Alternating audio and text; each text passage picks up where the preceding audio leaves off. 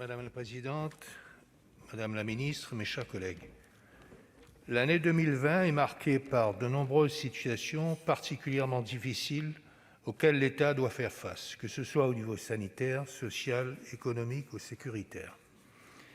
Si ce contexte redéfinit nos priorités, il ne doit pas nous faire renoncer à maintenir et à renforcer l'organisation de l'État. Bien au contraire.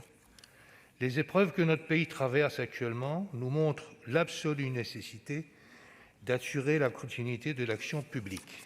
Les crédits de la mission « Administration générale et territoriale de l'État » que nous examinons ce soir soutiennent ce qui est au cœur de nos institutions républicaines. Cette mission revêt donc une importance primordiale en poursuivant 3 objectifs.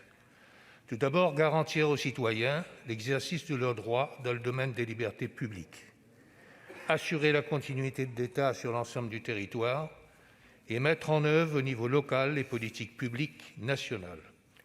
Les crédits de la mission prévus par la loi de finances pour 2021 s'élèvent à 4,2 milliards d'euros, en légère baisse par rapport à l'année précédente. Toutefois, cette augmentation cache une évolution très disparate selon les programmes qui composent la mission.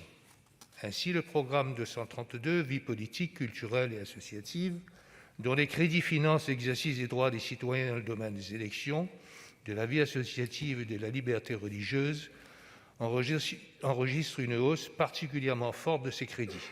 Cette augmentation tient principalement à l'organisation des élections départementales et régionales, ainsi que des élections territoriales en Corse, en Martinique et en Guyane prévues en 2021.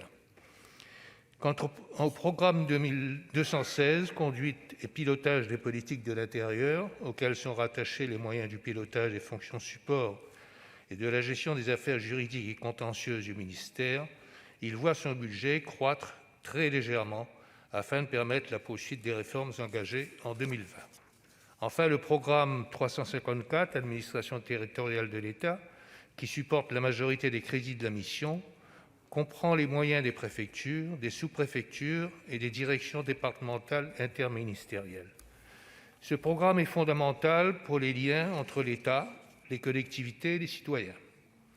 Après plusieurs années de coupes budgétaires drastiques, ce programme voit ses crédits stagner, alors que le Premier ministre avait annoncé dans sa déclaration de politique générale le 16 juillet dernier que les moyens de l'État seraient confortés dans leur action quotidienne. Cette stagnation est particulièrement problématique à l'heure où, pour faire face à l'épidémie de Covid-19, la présence de l'État dans les territoires aux côtés des citoyens et des élus locaux est plus que jamais nécessaire. Or, depuis quelque temps déjà, dans nos territoires ruraux, nous assistons à un recul des services publics, surtout des services de proximité. La dématérialisation et la mutualisation ont conduit à la suppression de nombreux points de contact qui permettaient à une population souvent âgée ou n'ayant pas accès à Internet de disposer d'un interlocuteur dans ses démarches administratives. Si ce processus de dématérialisation est certainement nécessaire au vu des évolutions technologiques, il ne doit pas accroître la fracture numérique, territoriale et sociale.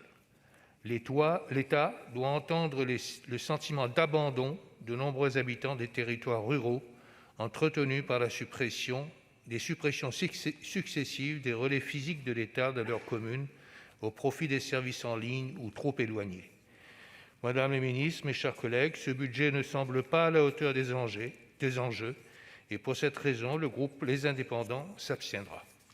Merci.